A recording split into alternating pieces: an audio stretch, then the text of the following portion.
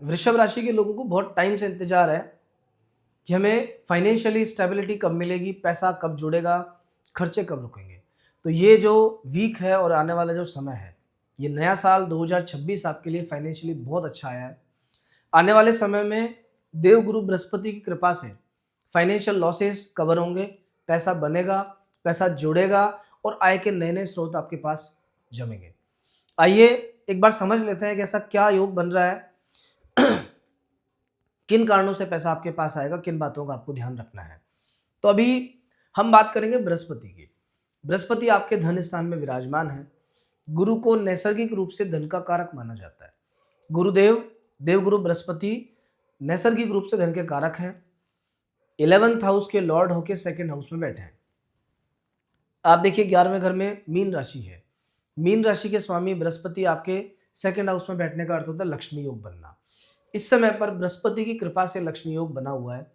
ये लक्ष्मी योग आपका पूरे साल रहेगा। फिलहाल जो मिलेगा वो मिलेगा आपको काम से पैसा। बृहस्पति की नवम दृष्टि आपके दशम भाव पे पड़ती है सीधी सीधी। क्या अर्थ होता है इसका? जब भी कभी देवगुरु बृहस्पति धन भाव में बैठकर और नवम भाव पे दृष्टि डालें, और विशेष तौर पे वृषभ लग्न में बृहस्पति के पास इनकम का पूरा अधिकार रहता है, तो निश्चित रूप से वो समय फाइनेंशियली बहुत बेटर जाता है। आदमी की फाइनेंशियल कंडीशन में सुधार होता है। कर्जे चुकने की नौबत आती है।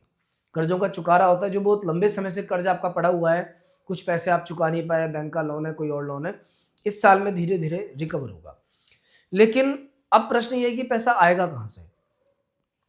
पहली बात, बृहस्पति जब भी धन देते हैं वो एकदम सीधे तरीके का पैसा होता है, गलत तरीके से नहीं।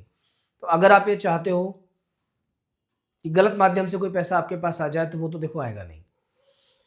सही तरीके से मेहनत करके आप काम करो, निश्चित रूप से मेहनत का फल आपको मिलेगा, पैसा आपके पास आएगा। दूसरी चीज, बृहस्पति के 2nd हाउस की पोजीशन की वजह से कहीं ना कहीं बैंकिंग, फाइनेंस, सीए, अकाउंट्स, इस तरह के प्रोफेशन में जो लोग लगे हुए हैं, लाइजनिंग, गवर्नमेंट से जुड़े काम, उस तरह के लोगों को खास फायदा होने वाला है। तो अगर आपका भी कोई ऐसा काम है, इसी फील्ड में अगर कोई काम करते हो, तो आपका समय अभी बहुत बढ़िया है, कहीं ना कहीं से पैसा आएगा। अगर आप लाइजनिंग का काम करते हो, तो लाइजनिंग के काम में भी बृहस्पति पैसा देते हैं कि किसी का काम नहीं हो पा रहा था, आपने अपने अप्रोच से, अपने लिंक से उनका काम करवा दिया, बदले में जो भी पैसा थोड़ा बहुत आपको मिला एज ए कमीशन, वो ये काम बढ़िया है। अगर आप एक सीए हैं, बैंक में काम करते हैं, या फाइनेंस के सेक्टर में कोई भी काम है आपका, तो भी ये साल आपके लिए बहुत बढ़िया है। नौकरी पेशा व्यक्तियों पर बृहस्पति की विशेष कृपा रहेगी। दशम भाव पर बृहस्पति की दृष्टि का अर्थ है कि नौकरी में ग्रोथ होना, जो भी आपका काम का जो बढ़ेगा। स्पेशली अगर आप नौकरी पेशा व्यक्ति हैं और प्रमोशन का वेट कर रहे थे बहुत लंबे टाइम से कि मुझे प्रमोशन मिले पर मिल नहीं पा रहा था, तो ये समय प्रमोशन लेने का समय है। कोई भी लिस्ट बनेगी, कहीं भी प्रमोशन की चर्चा चलेगी, तो आपका नाम उसमें होगा ही होगा। ऐसे योग पूरे पूरे बने हुए हैं। तो कुल मिलाकर के वृषभ राशि के लोगों को फाइनेंशियली इस साल बहुत अच्छे अच्छे फायदे होने वाले हैं, क्योंकि 2 जून के बाद में जब बृहस्पति चेंज हो जाएंगे, तो बृहस्पति कर्क राशि में आ जाएंगे, अपनी उच्च राशि में, और 11th हाउस पे दृष्टि रहेगी खुद की राशि के ऊपर। तो आप ये मान के चलना वो समय तो और भी बढ़िया है। ओवरऑल ये पूरा साल आपके लिए कहीं ना कहीं बहुत अच्छा जाने वाला है। अब हम एक बार बात करते हैं आने वाले 7 दिनों की, कि ये 7 दिन आपके लिए कैसे जाएंगे। तो सबसे पहले 5 तारीख को इस सप्ताह की शुरुआत होगी कर्क राशि में चंद्रमा के प्रवेश से। कर्क राशि में चंद्रमा प्रवेश करेंगे, तीसरे घर में चंद्रमा, स्वयं राशि में चंद्रमा, बहुत ही बढ़िया दिन है। कहीं ना कहीं आपके जो भी काम बिगड़े हुए हैं, जो काम बड़े मुश्किल से अटके हुए हैं काफ़ी टाइम से, वो बनेंगे। मार्केटिंग का काम, टूरिंग का जॉब, इंपोर्ट एक्सपोर्ट का काम जिन लोगों का है, उनको खास फायदा है। ये दिन वर्किंग कैपेसिटी देता है, मन प्रसन्न रहेगा, काम करने की जो एनर्जी है वो आपको मिलेगी, नेगेटिव थॉट्स नहीं रहेंगे, मन फुल पॉजिटिव रहेगा, आपको लगेगा नहीं मैं ये काम कर सकता हूँ। तो सप्ताह की शुरुआत बहुत अच्छी रहने वाली है। देन इसके बाद 6, 7 और 8, ये 3 दिन आपके लिए गड़बड़ है। इन 3 दिनों में सडन कोई परेशानी आपके सामने आ सकती है। क्या परेशानी आ सकती है?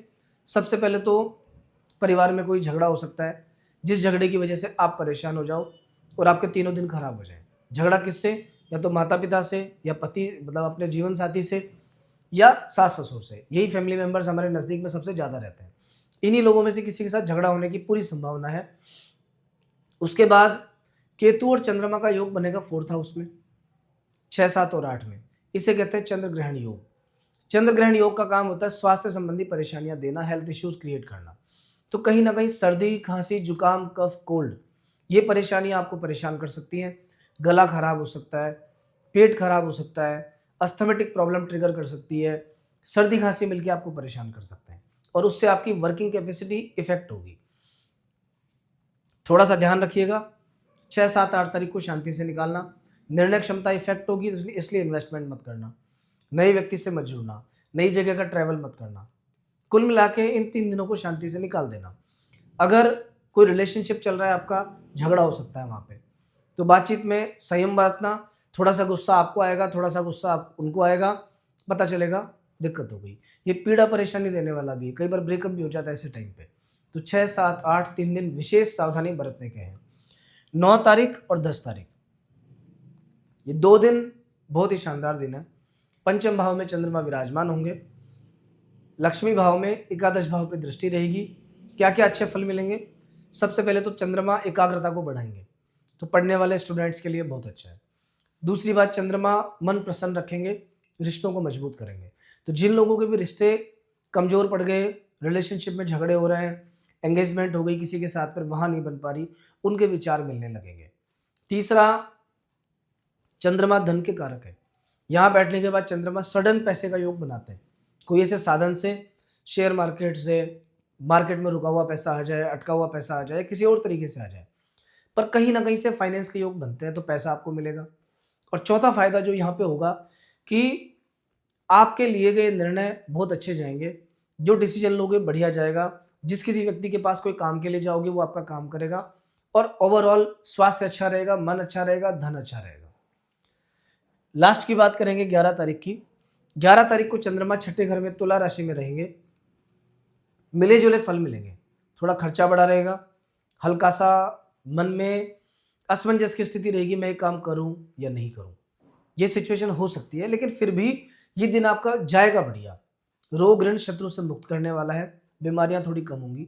मानसिक परेशानी को छोड़ दिया जाए तो शारीरिक कष्ट कम होंगे। कहीं ना कहीं शत्रु अगर परेशान कर रहे थे तो शत्रुओं से भी छुटकारा मिलेगा आपको। तो कुल मिलाकर के ये दिन भी आपका ठीक जाएगा।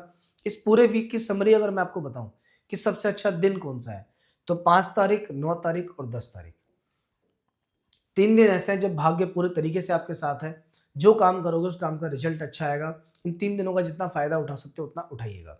और अगर मैं आपसे कहूँ सबसे खराब दिन कौन सा है, तो 6 तारीख और 8 तारीख, ये 2 दिन बहुत खराब है। 3 दिन 6, 7 और 8, ये 3 दिन खराब है। इन 3 दिनों में चंद्रमा केतु के साथ संयोग करेंगे, चतुर्थ भाव में रहेंगे। मन में पीड़ा, परेशानी, भाग्य का असहयोग, स्वास्थ्य की खराबी, शत्रुओं की बाधा, परिवार में असंतोष, ये सब फल मिलेंगे आपको। थोड़ी सी शांति रखिएगा। तो ओवरऑल जितने भी वृषभ राशि के लोग हैं उनका समय अभी ठीक है, ऐसे दिक्कत वाली बात नहीं है। बृहस्पति धन का योग बनाते हैं।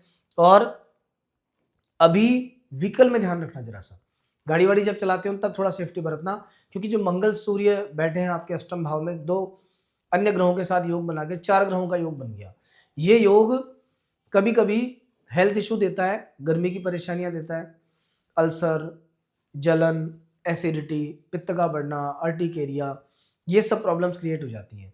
गाड़ी, व्हीकल वगैरह चलाते समय, स्कूटी, कार जो भी ड्राइव करते हो आप, वहाँ भी नुकसान हो सकता है। बहुत बार किसी जंगली जानवर के आने से नुकसान होता है। कभी कभी गाड़ी में नेचुरल कोई खराबी आ जाती है, एक्सीडेंट होता है, उससे भी हो सकता है। थोड़ी सावधानी बरतिएगा व्हीकल चलाने में और इन सब चीज़ों में। ओवरऑल आपका सप्ताह बहुत बढ़िया है। नए साल की आप सभी को बहुत बहुत शुभकामनाएं। नेक्स्ट वीक के राशिफल के साथ फिर मिलेंगे। और अगर आपने चैनल को सब्सक्राइब नहीं किया तो प्लीज़ कर लीजिए। जय श्री राम।